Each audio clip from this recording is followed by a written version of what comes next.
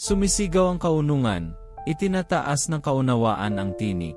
Squared sa matataas na dako, sa tabi ng landas, sa sangang daan siya ay nakatayo. Cubed sa tabi ng mga pintuang daan, sa pasukan ng lungsod, sa loob ng mga pintuang daan, siya ay sumisigaw ng malakas na tinig. Sa inyo, o mga tao, ako'y tumatawag, sa lahat ay itinataas ko ang aking tinig. Kayo na walang karanasan, magtamo ng pagkamaingat, at kayong mga panga, maging matino kayo. Makinig, sapagkat mayroon akong mahahalagang bagay na sasabihin. Ang aking mga labi ay magsasalita kung ano ang tama. Ang aking bibig ay nagsasalita ng katotohanan, sapagkat ang kasamaan ay kasuklam-suklam sa aking mga labi. Lahat ng aking mga salita ay matuwid, wala sa kanila ang baluktot o suwail. Sa mga may pangunawa, silang lahat ay malinaw, at matuwid sa mga may kaalaman. Piliin mo ang aking turo kaysa pilak, at kaalaman kaysa dalisay na ginto. Sapagkat ang karunungan ay higit na mahalaga kaysa mga ruby, wala kang gustong ikumpara sa kanya.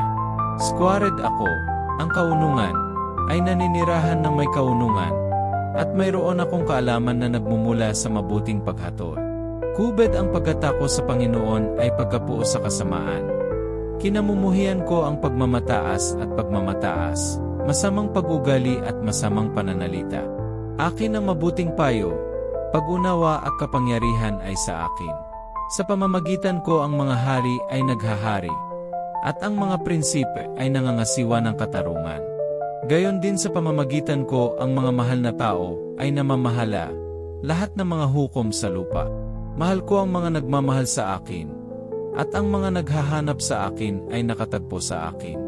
Nasa akin ang kayamanan at karangalan, kasaganaan at walang hanggang katuwiran. Ang aking bunga ay maigi kaysa ginto, kaysa dalisay na ginto. Ang aking alay ay higit na mabuti kaysa sa piling-pila. Squared, ako ay lumalakad sa daan ng katuwiran, sa mga landas ng katarungan. Squared, pagbibigay ng kayamanan sa mga nagmamahal sa akin, at pinupuno ang kanilang mga kayamanan.